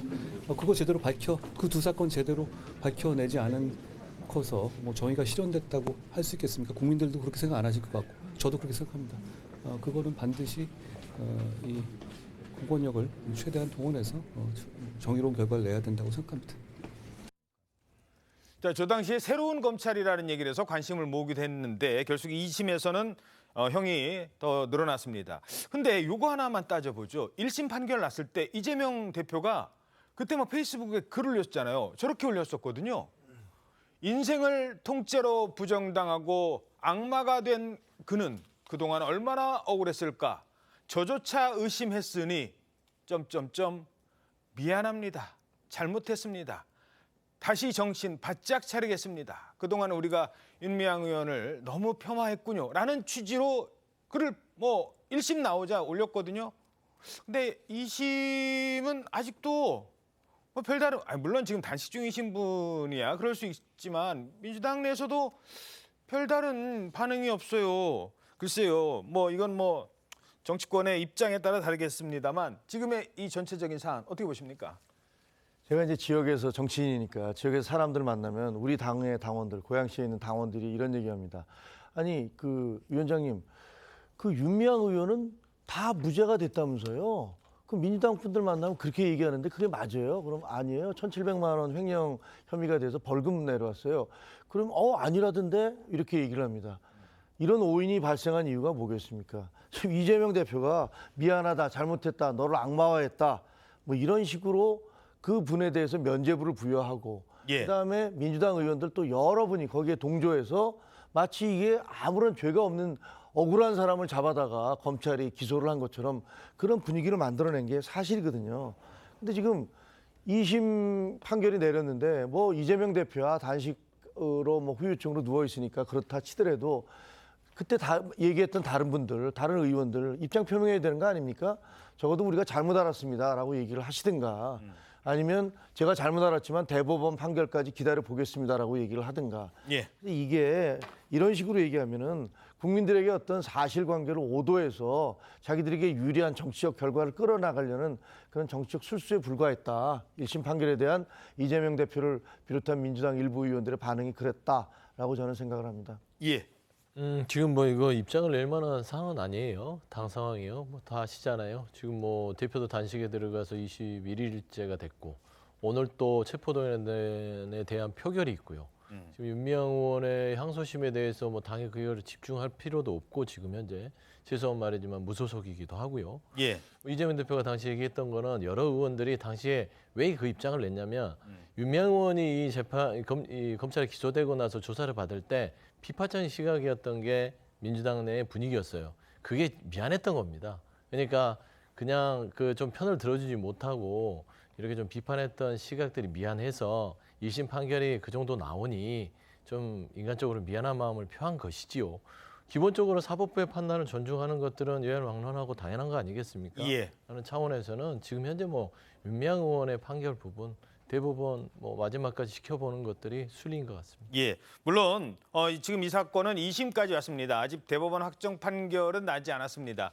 하지만 1심 때 생각보다 좀 가볍게 이 판결이 났다고 반응을 즉각하기보다는 좀 기다리는 게 어떻겠느냐 하는 아쉬움이 든다는 겁니다. 왜냐? 이 사건은 피해 할머니들이 구체적으로 계십니다. 과거 윤미향 의원을 향해서 할머니 중 한 분은 이렇게 얘기했습니다. 지금은 무슨 권리로 위안부 피해자를 만두의 고용으로 사용했습니다. 속이고 이용하고 재주는 고매하고 돈은 떼살림 받아 먹었습니다. 저 안서이덕한 데도 보니까 쉼터를 지어놓고 화려하게 지났습니다. 그 윤미향 대표, 위대한 대표, 그 아버님이 사셨다고 하더라고요. 자, 많은 위안부 할머니들이 이 결과 나오기를 기다리고 있으실 텐데 참 안타까운 시간만 가고 있고 뭐 유죄든 무죄든 그래야 뭐 윤미향 의원의 명예라도 회복 뭐 하겠다면 할 수 있는 거 아니겠습니까? 왜 이렇게 늦어지는 거예요, 이렇게? 1심 재판이 너무 많이 늦어졌어요. 지금 저기 이용수 할머니 얘기하고 검찰이 4개월 만에 기소를 했거든요. 예. 근데 1심 재판이 무려 2년 5개월이나 걸렸습니다. 그러니까 당사자 없이 재판 준비하는 것만 1년이 넘게 걸리고 예. 또 그러면서도 심리할 것도 많이 안 했었어요. 그러니까 안정쉼터 현장 검증 가는 것도 그것도 2심에서 했거든요. 예. 2심은 7개월 만에 심리해서 결론냈는데 결국 늘어진 1심 재판 때문에 저게 확정이 돼야지 이제 의원직 상실이 되는데 아마 확정되려면은 지금 대법원에 가서 1년 내는 아마 확정이 안 될 가능성이 높거든요. 결국 임기 채울 가능성이 높아 보입니다. 예. 자, 그런가 하면 이 주목할 만한 재판 사건이 또 있어요. 이게 그동안 열렸었구나 이런 게 알려졌습니다. 징역형이 확정돼 복역 중인 조국 전 법무장관의 부인 정경심 교수가 추석 연휴에 그동안은 안 된다고 했는데 또 신청을 했나 봐요. 추석 연휴 직전인 27일 가석방으로 풀려난다. 이런 얘기가 나오고 있습니다. 만기 출소가 내년 8월이었는데 이 형기를 11개월 남기고 출소를 하게 됐다고요? 네, 법무부가 어제 정기 가석방 심사위원회를 열고요. 이 정경심 전 교수에 대해서 가석방 적격 판정을 내렸습니다. 앞서 정 전 교수는 딸 조민 씨의 입시 비리 관련 혐의 등으로 징역 4년을 확정받고 복역 중이었죠. 지난 2월에는 아들 조원 씨와 관련해서 입시 비리 혐의 1심 재판에서도 유죄가 인정돼서 징역 1년이 추가가 됐지만 현재 항소심이 진행되고 있습니다. 일단 추석 연휴 직전인 27일 가석방으로 풀려나게 되는 건데 복역 3년 3개월 만입니다. 정 전 교수는 2차례 허리 디스크 수술을 받고 충분한 재활 치료 없이 재수감돼서 건강이 심각하게 나빠졌다면서 앞서 2차례 형 집행 정지를 신청했지만 받아들여지지 않았습니다.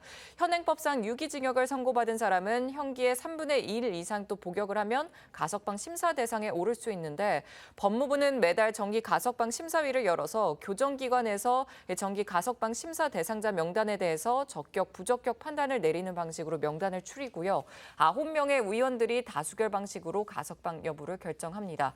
이번에 부인 정 교수의 가석방이 결정되니까 조국 전 법무부 장관은 SNS에요. 위로와 격려를 보내주신 시민과 기도로 힘을 준 종교인 여러분께 감사를 드린다고 밝혔습니다. 자, 지난번에는 이제 부적격이었다가 이번에 적격이 된 거 아무래도 몸 상태가 좀 많이 안 좋아졌다 이렇게 봐야 되나요? 네, 그렇습니다. 그 부분도 있고 사실 7월하고 9월이면 불과 2달밖에 안 되고 예. 몸 상태 안 좋은 거로는 그동안에 여러 번 형 집행정지 신청도 했었고요.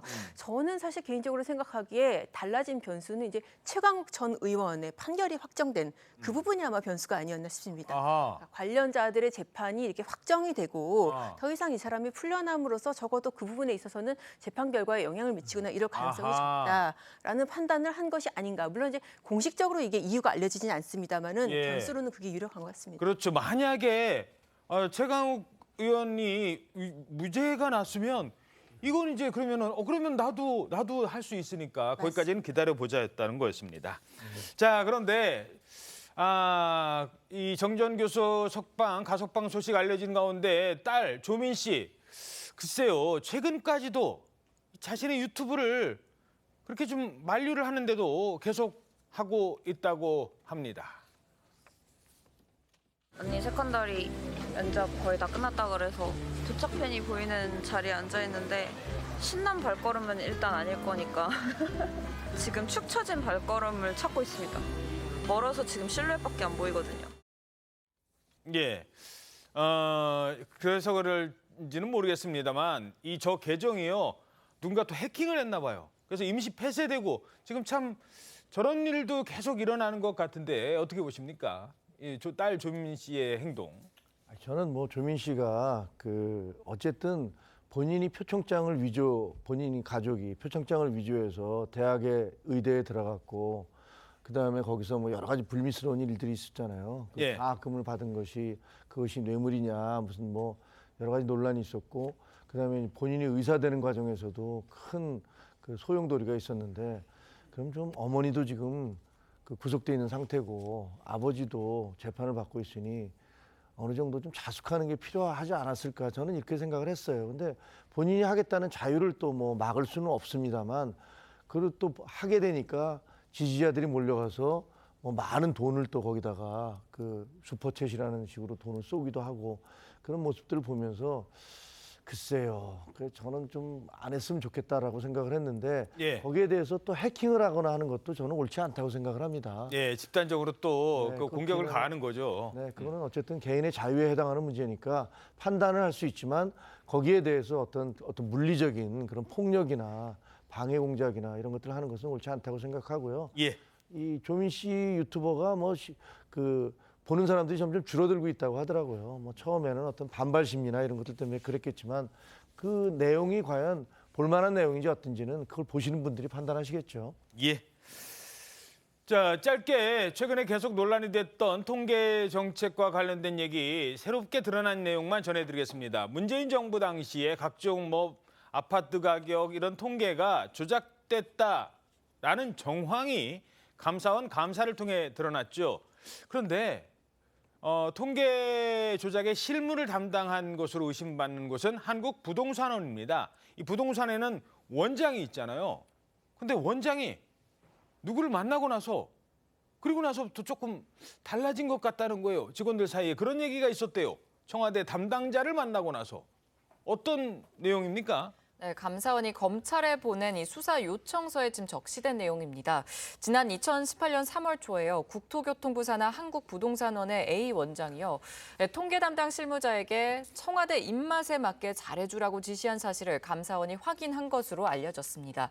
당시 청와대 주택도시비서관과 저녁 식사를 한 직후였는데 A 전 원장은 감사원 조사에서 해당 비서관으로부터 업무 지시를 받아 실무자에게 전달했다고 진술한 것으로 알려졌습니다. 관련 진술과 수사 증거는 감사원이 검찰에 제출한 수사 요청서에 담긴 것으로 전해졌고요. 해당 비서관은 문재인 정부 청와대에서 주택 정책을 담당하다가 지난 2020년 국토부 1차관으로 승진했는데 최근 감사원 조사에선 윗선 개입을 부인했습니다. 하지만 해당 지시는 또 파리 부동산 대책 이후 주춤했던 서울 아파트 가격이 또 하필 다시 오름세로 돌아선 이 시점에 나온 거고요. 감사원 수사 요청서에는 문재인 정부 인사들이 부동산원의 집값 통계를 사전에 조정하며 압박한 정황도 담겼습니다. 감사원은 당시 청와대와 국토부 관계자가 부동산원으로부터 집값 상승률을 낮춘 통계를 보고받으면서 마사지한 거냐, 통계 조작을 좀 의미하는 거겠죠. 이걸 수차례 확인한 사실을 파악한 것으로도 전해졌습니다. 예. 자, 당시는 이 서울 아파트 가격이 다시 오름세로 돌아선 시점이라고 합니다.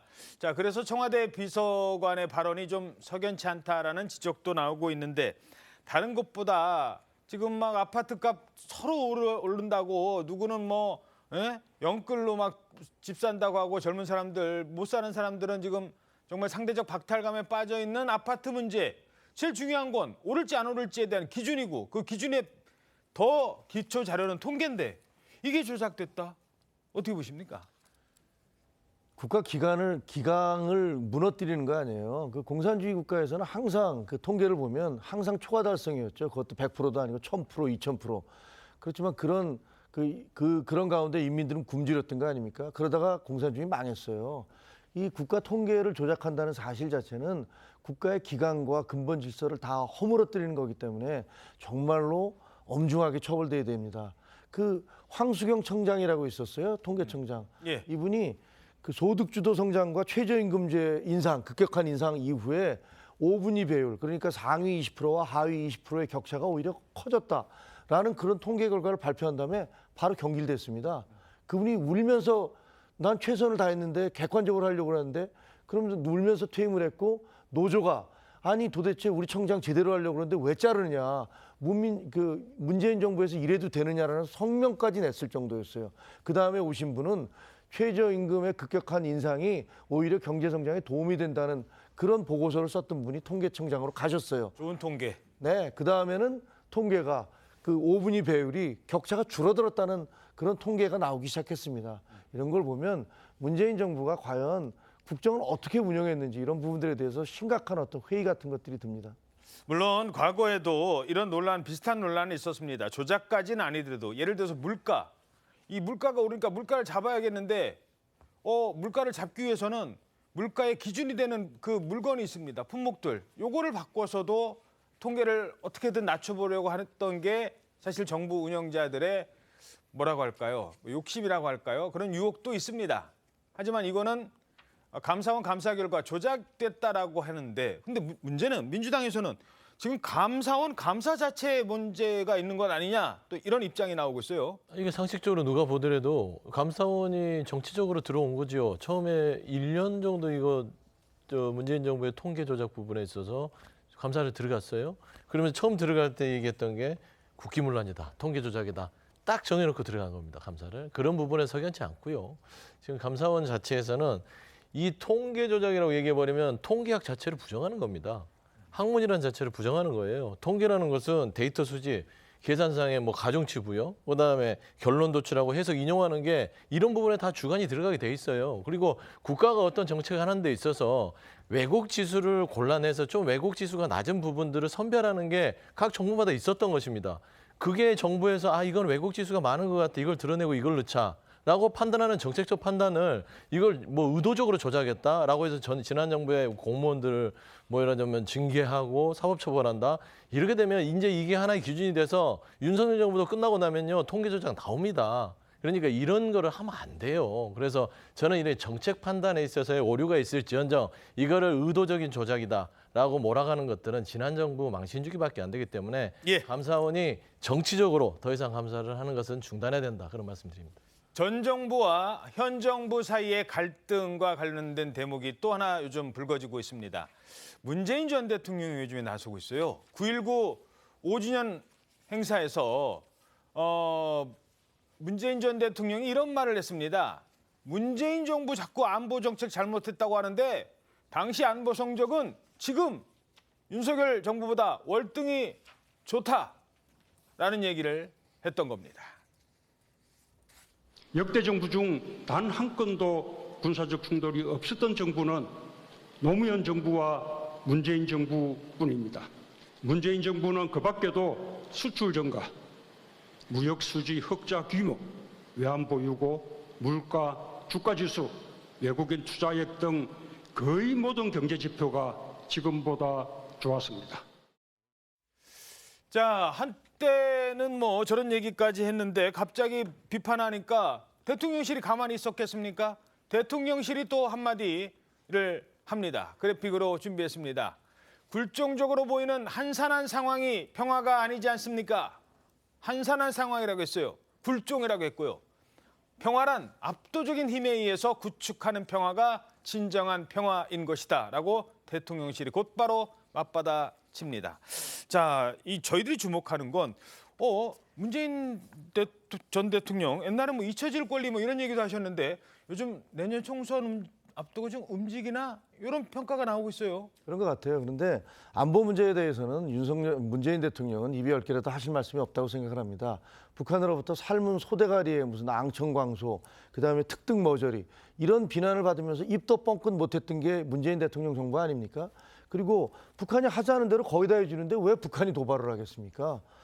스스로 무장해제 시키려고 했던 이번에 무슨 보니까 9.19 군사협약 맺을 때 비행 금지 조약 그 구역을 심지어는 서울이 다 포함되게 그렇게 정하려고 했다. 그쪽에서 요구를 했었다라는 얘기까지 나오던데 그런 걸 보면 문재인 정부는 그저 국민들에게 북한은 평화를 원하고 있고 핵을 결국은 포기할 것이다. 이런 환상을 불어넣기 위해서 북한의 실상을 철저히 가리고 숨겼다. 할 말 없다. 이렇게 저는 생각합니다. 아니 잊혀지게 해줘야 잊혀질 거 아닙니까? 문재인 전 대통령 가만두지 않잖아요. 그렇기 때문에 잊혀질 수 없는 것이고요. 한반도 평화는요. 한반도의 그 국민들이 느끼는 체감으로 느끼는 겁니다. 국민들이 이런 말을 합니다. 윤석열 정부의 안보의 평가를 하죠. 이번 정부에서 전쟁만 일어나지 않았으면 좋겠다라는 것이 지금 윤석열 정부의 안보의 평가다. 그런 말씀으로 짧게 마치고 싶습니다. 알겠습니다. 자, 윤석열 대통령이 오늘 유엔 총회 기조 연설을 했습니다. 러시아와 북한 간의 군사 거래는 대한민국 안보를 겨냥한 도발이라며 좌시하지 않을 것이다라고 강조했습니다. 뉴욕에서 홍현주 기자가 보도합니다. 지난해 유엔 총회 연설을 통해 국제 무대에 데뷔했던 윤석열 대통령이 2년 연속 총회장 연단에 섰습니다. 윤 대통령은 북핵은 전 세계 평화에 대한 중대한 도전이라고 비판했습니다. 러시아와 북한 군사 거래는 우크라이나뿐만 아니라 대한민국의 안보와 평화를 직접적으로 겨냥한 도발이 될 것입니다. 특히 러시아를 겨냥해 세계 평화의 수호자여야 할 안보리 상임이사국이 전쟁을 일으키고 안보리 결의를 위반하는 북한으로부터 무기를 지원받는 현실은 자기 모순적이라고 직격했습니다. 이러한 상황에서 안보리의 개혁이 필요하다는 의견이 폭넓은 지지를 받게 되는 것입니다. 윤 대통령은 긴축 재정 기조에도 내년 공적 개발 원조 예산안 규모를 40% 이상 확대했다며 국제사회의 개발과 기후, 디지털 격차를 해소하기 위해 주도적 역할을 하겠다는 의지를 밝혔습니다. 원전과 수소와 같은 무탄소 에너지를 확산하기 위한 오픈 플랫폼 CF연합을 결성하겠다고 새롭게 공개했습니다. 전 세계 누구나 참여할 수 있는 오픈 플랫폼인 카본 프리 연합을 결성하고자 합니다. 글로벌 에너지 전환을 주도하겠다는 것으로 70년 전 지원을 받는 나라였던 대한민국이 이제는 글로벌 중추국가로서 국제사회 기여에 앞장서겠다는 선언으로 풀이됩니다. 윤 대통령은 연설에서 엑스포를 14번 언급했는데 2030 부산 엑스포는 연대 엑스포가 될 것이라고 각국 정상의 지지를 호소하면서 연설을 마무리했습니다. 뉴욕에서 TV조선 홍현주입니다. 자, 윤 대통령이 러시아와 북한을 콕 집어서 강도 높게 비판했는데요. 그 앞에서 아마 듣고 있었을 텐데 관련국들 가족들은 어떤 반응을 보였어요? 일단 북한 자리는 텅 비어 있었고요. 그건 없었어요, 아예? 네, 그렇습니다. 그래서 뭐 반응을 체크할 게 없었고 러시아 같은 경우에는 이제 비교적 앞줄에 이제 오른쪽 앞에 있었었는데 예. 3명이 앉아서 들었는데 공통점은 뭐 집중해서 듣는 것 같은 태도는 아니었다는 거예요. 아, 건성. 네, 한 명은 뭐 의자에 이렇게 기대 앉아 있고 또 한 명은 이제 턱으로 이렇게 손을 대기도 하고 손으로 턱을 예. 대기도 하고 책상 밑으로 내리기도 하고 윤 대통령 연설 내용 중에 이런 것도 있었거든요. 러시아와 북한과 군사 거래가 우크라이나뿐만 아니라 대한민국의 안보와 평화를 직접적으로 겨냥한 도발이다. 굉장히 강한 톤으로 얘기를 했는데 예. 이때도 별로 그 움직임이 없었습니다. 아하. 네, 윤 대통령도 연설 중에는 대화를 안 했고 윤 대통령 연설은 대화를 안 했고 끝난 뒤에는 이제 자기네들끼리 지금 얘기를 했고요. 예. 또 하나 주목된 게 이제 중국인데 중국 같은 경우에는 이제 귀에 이어폰을 끼고 계속 발언 내내 뭔가를 노트북으로 받아치는 모습을 보인 게 그래요? 네, 저 발언을 뭐 번역해서 받아쳤는지 아마 그건 알 수 없지만 하여튼 그런 태도를 보였습니다. 예. 자, 15분 동안 이어진 유엔 기조연설에서 강조한 게 또 있습니다. 엑스포, 지금 엑스포 유치하러 갔거든요. 엑스포만 14번을 언급했어요. 그렇습니다. 무려 14번이나 엑스포에 대해서 언급을 했고요. 이 수치는 15차례를 언급한 디지털에 이어서 두 번째로 많이 나온 단어입니다. 그리고 총 연설문이 4,600자로 구성이 돼 있는데 엑스포와 관련된 내용이 700자. 그러니까 전체의 한 15%를 차지할 정도로 많은 공을 들였다. 이렇게 보입니다. 예. 왜냐하면 11월 말에 최종 엑스포 개최지 선정이 이뤄지기 때문에 2개월도 채 남지 않은 사정임을 대통령도 좀 신중하게 생각을 한 것으로 보이는데요. 일단 윤 대통령은 연설에서 연대 엑스포가 될 것이다. 또 부산에서 엑스포가 치러지게 된다면 연대의 플랫폼을 제공할 것이다라고 강조했는데 이건 유엔 총회 주제가 신뢰 회복과 글로벌 연대 재촉진이라는 점을 감안해서 그 어떤 공통 분모를 강조하기 위한 차원으로 풀이됩니다. 예, 알겠습니다. 자, 그제 저녁에요. 경찰이 도주하는 차량을 뒤쫓아가는 일이 있었습니다. 그런데 그냥 쫓아간 게 아니었어요. 실탄? 그야말로 영화와 같은 추격전이 벌어집니다. 도망치던 운전자는 결국 경찰이 쏜 실탄을 맞지는 않고 옆에 막 차에 쐈대요. 다 쐈답니다. 총알이 장전된 거. 그 정도의 도주극이었습니다. 긴박했던 당시 상황 먼저 보시겠습니다.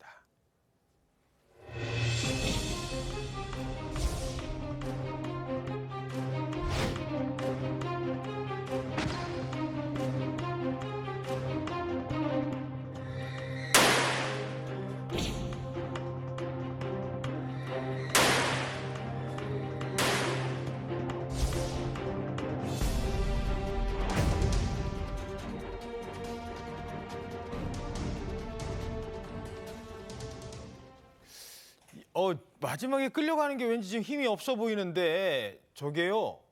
아니 일단 그거부터. 아니 무슨 짓을 저질렀길래 저렇게까지 도망을 갔을까요? 아무래도 이렇게 힘이 없어 보이는 건 음주 때문이었던 것 같습니다. 음주운전이요? 예, 광란의 도주극을 펼친 이유가 바로 음주운전이 적발될까 저어돼서 도주를 했던 건데요. 음주운전 안 걸리려고 저렇게까지 도망갔어요? 맞습니다. 혈중 알코올 농도 재봤더니 무려 0.185% 면허 취소 수준으로 측정이 됐고요. 이 운전자 직장 동료들과 회식을 한 뒤에 운전대를 잡았다가 경찰에 신고가 들어가자 무려 14km를 도주했습니다. 그리고 경찰에 도주극 끝에 오피스텔 주차장으로 들어가긴 했는데요. 비좁은 통로를 질주하다가 주차장에 있는 차량들 17대 파손했고요. 경찰차 2대도 들이받아 부쉈습니다.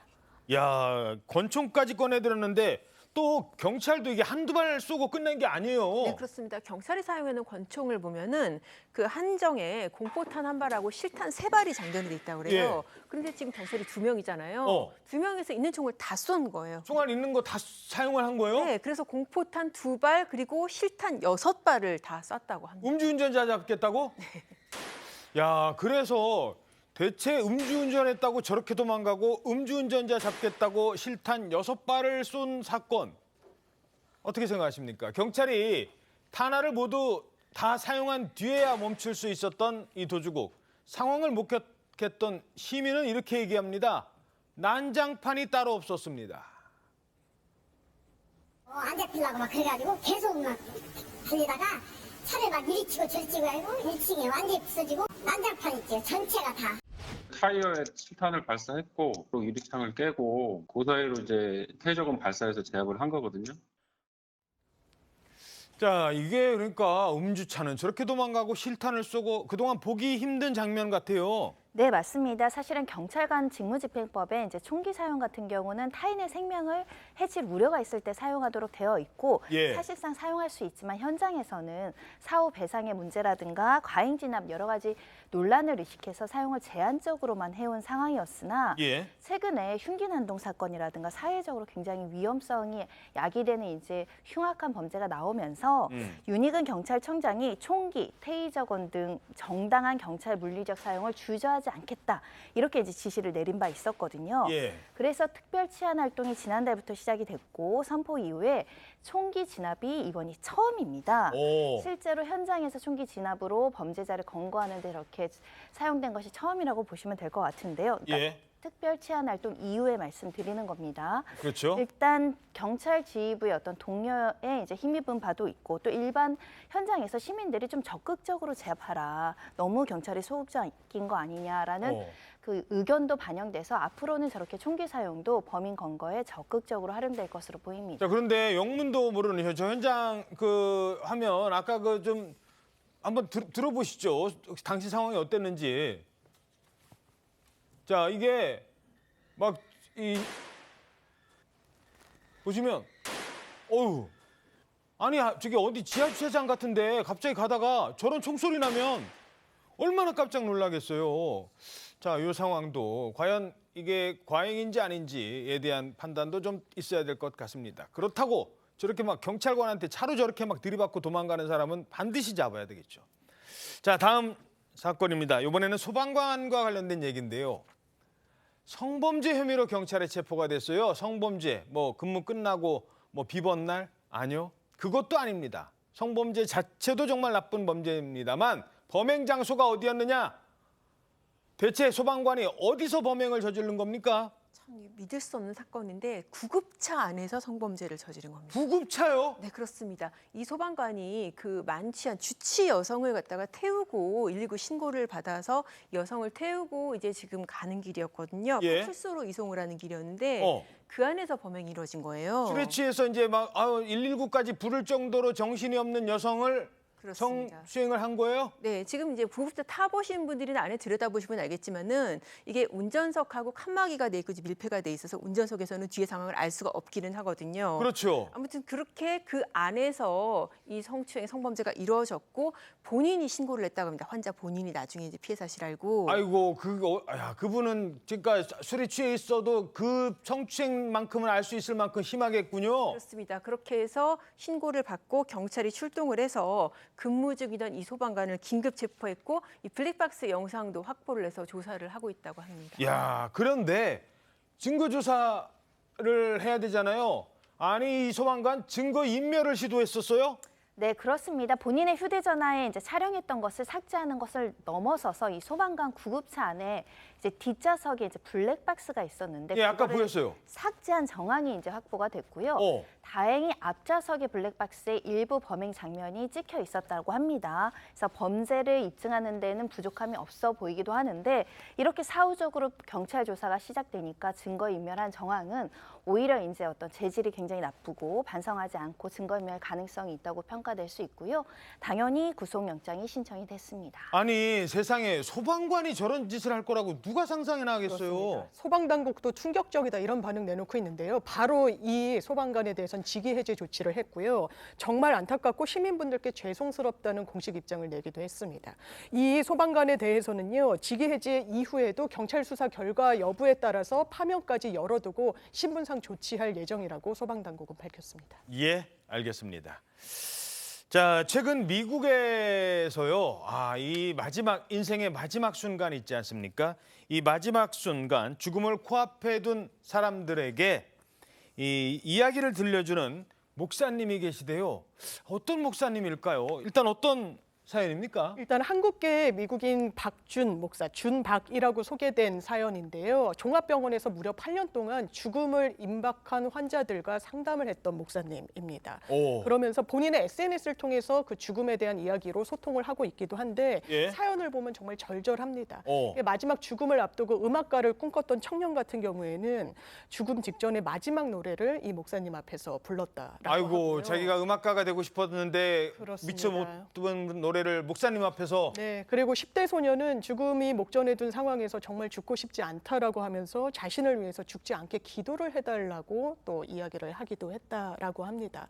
그러면서 이 목사님이 전하기를 많은 죽음을 앞둔 환자들에게 공통점이 하나 있었는데 그건 바로 후회라는 키워드였다라는 겁니다. 후회. 예, 그게 너무 타인의 시선에 따라서 남들이 바라는 바대로 자기의 삶을 살아온 부분에 대한 후회였다는 게 이 목사님의 내용입니다.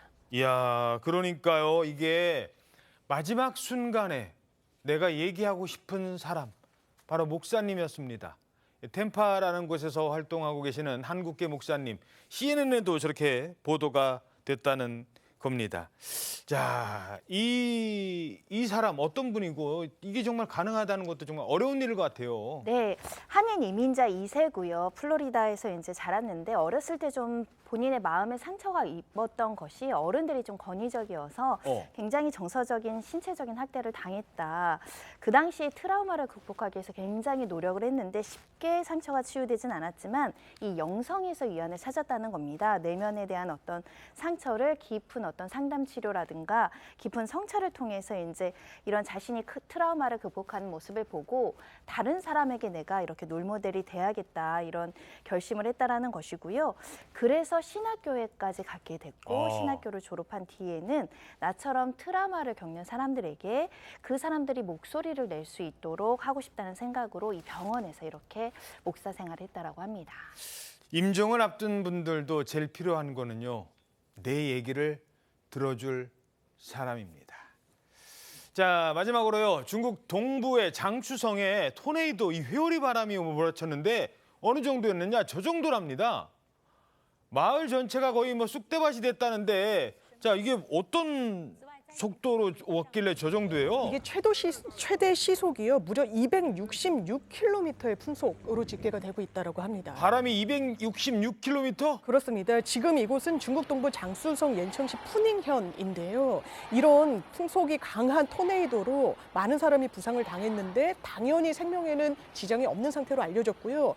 무려 180km 떨어진 다른 수첸시 일대에도요. 토네이도가 불어닥쳤습니다. 그런데 제대로 된 예고가 안 된 탓인지 미처 대피하지 못한 5명이 사망했고요. 4명이 중상을 입었는데 가옥만 137채가 붕괴했고 1000채가 넘는 집들이 파손이 됐다라고 하는데 이 풍속도 217km에 달합니다. 자, 200km가 넘어요. 저기 돌멩이 하나 있어봐요. 박찬호나 유현진 선수가 던진 공이 빨라야 160km거든요. 150만 넘어가도 엄청난 야구공인데 그거보다 빠른 야구공이 날아다닌다고 생각해 보세요. 야, 엄청난 피해를 몰고 왔습니다. 저희는 1분 뒤에 돌아오겠습니다. 네, 오늘 아침 대한민국 잘 보이셨습니까? 오늘 하루 당신의 대한민국 신통방통이 응원하겠습니다. 여러분 고맙습니다.